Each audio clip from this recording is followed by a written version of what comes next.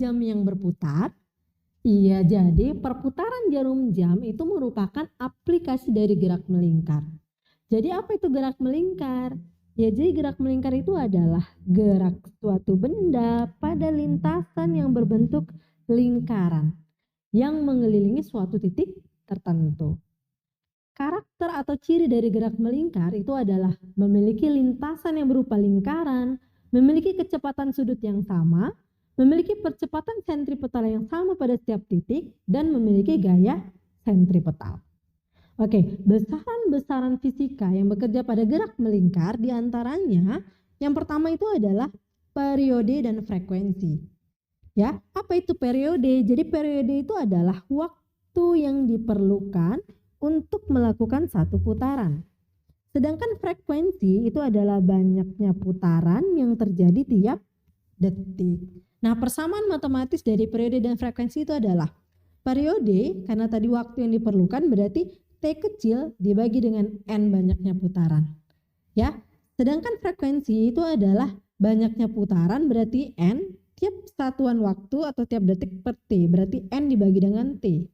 Ya, apa hubungan periode dan frekuensi? Jadi kita bisa mencari periode jika frekuensinya diketahui. Dari mana? Yaitu periode itu adalah 1 dibagi dengan F. Ya, begitu juga kita bisa cari frekuensi jika periodenya udah diketahui, yaitu 1 dibagi dengan T. Ya, jadi itulah dia hubungan antara periode dengan frekuensi. Sebelum kita lanjutkan ke besaran selanjutnya, silakan Ananda perhatikan video berikut.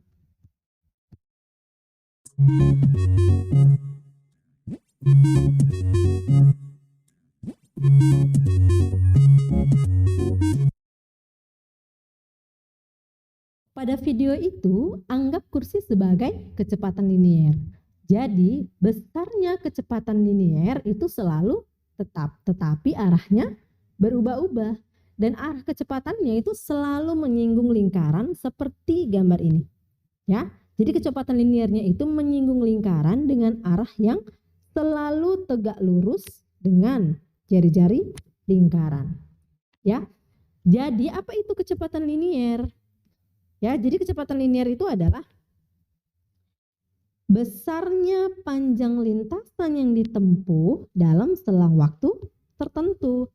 Secara matematis kita bisa cari, nah biasa kan V itu sama dengan S per T. Nah ini sama, S per T juga, tetapi karena ini bentuknya lingkaran, maka jarak yang ditempuh itu adalah keliling lingkarannya. Ya, maka muncul V itu sama dengan 2VR dibagi dengan T. Ya, karena 1 per T itu sama dengan F, maka muncullah juga V sama dengan 2πF dikali dengan R. Ya, jadi untuk mencari V bisa 2πR per T atau 2πF dikali dengan R. Ya, oke, besaran selanjutnya itu adalah kecepatan angular atau kecepatan sudut. Kecepatan angular itu adalah besarnya perubahan sudut dalam selang waktu tertentu. Nah, besar perubahan sudut itu adalah 2V. Berarti omega itu sama dengan 2pi dibagi dengan T atau 2pi dikali dengan F. Ya, jadi inilah persamaan untuk mencari omega. Nah, apa hubungan antara kecepatan linier dengan omega? Nah, karena tadi V itu, ya, V itu rumusnya adalah 2pi kali F dikali dengan R, ya kan? Di mana 2πF ini adalah rumus daripada omega, maka V itu sama dengan omega dikali dengan R. Jadi hubungannya ini dia, bahwa V itu bisa kita cari dengan persamaan omega dikali dengan R. Sekarang kita lanjutkan ke besaran berikutnya, yaitu ada percepatan sentripetal. Apa itu percepatan sentripetal? Yaitu percepatan yang arahnya menuju ke pusat lingkaran. Persamaan matematis untuk mencari percepatan sentripetal itu adalah V kuadrat dibagi dengan R. Atau kalau kita mau ganti V-nya ini omega kali R, maka muncullah persamaan berikutnya, yaitu omega kuadrat dikali dengan R. WIB, coba cek Tokopedia, gampang jauh. Yang terakhir itu ada gaya sentripetal. Apa itu gaya sentripetal? Yaitu gaya yang arahnya menuju ke pusat lingkaran. Nah, Kalau biasanya kita tahu bahwa F itu adalah M dikali dengan A, maka untuk mencari gaya sentripetal itu adalah M dikali dengan A-nya A sentripetal. Ya, nah kita ganti percepatan sentripetal dengan V kuadrat dibagi dengan R, maka muncullah persamaan M dikali dengan V kuadrat dibagi dengan R. Atau kalau kita mau ganti AS-nya dengan omega kuadrat dikali dengan R, maka muncullah persamaan Fs bisa kita cari dari M dikali dengan omega kuadrat dikali dengan R. Jadi inilah dia besaran-besaran yang bekerja pada gerak melingkar. Sebelum kita bahas contoh soal, ini dia keterangan dari besaran-besaran yang bekerja pada gerak melingkar. Jadi ada T periode, F frekuensi, N banyaknya putaran, T waktu, V kecepatan linier, omega kecepatan sudut, R jari-jari, AS percepatan sentripetal, dan Fs gaya sentripetal. Nah sekarang kita bahas contoh soal yang pertama. Sebuah benda bergerak melingkar beraturan dengan jari-jari. Oke, berarti jari-jari simbolnya adalah R ya, 6 meter. Jika dalam 2 menit, berarti itu adalah T 2 menit,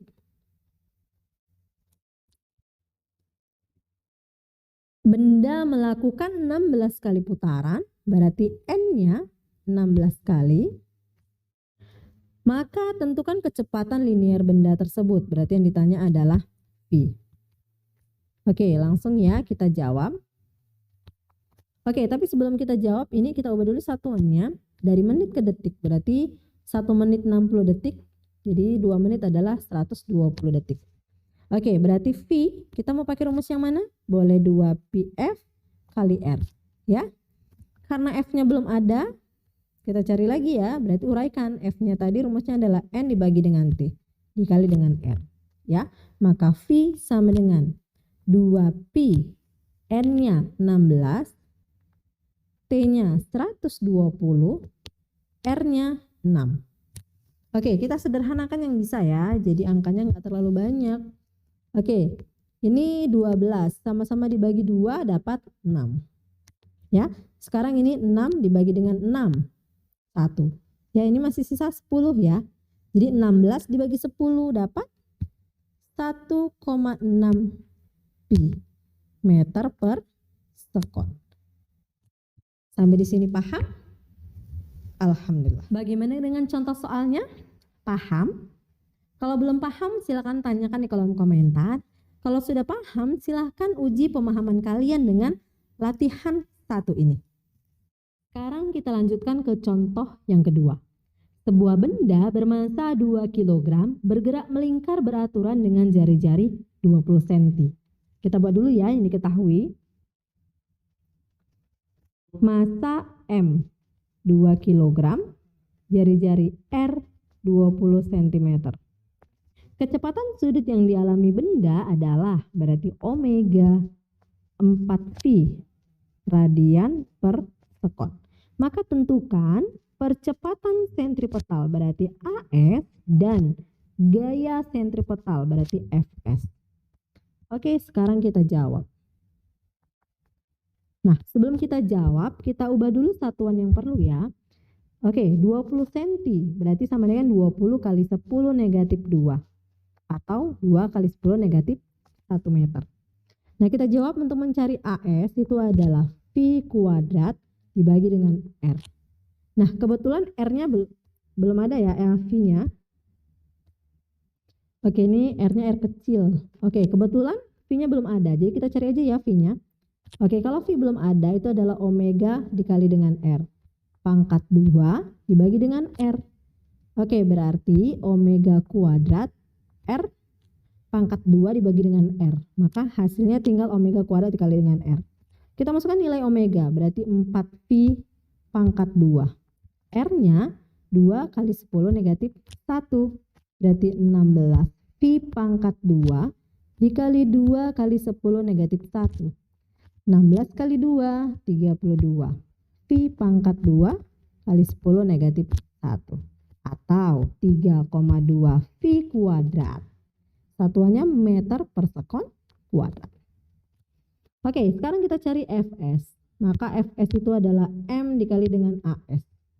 Oke, M-nya 2, AS-nya 3,2 V pangkat 2. Berarti hasilnya 6,4 V kuadrat Newton.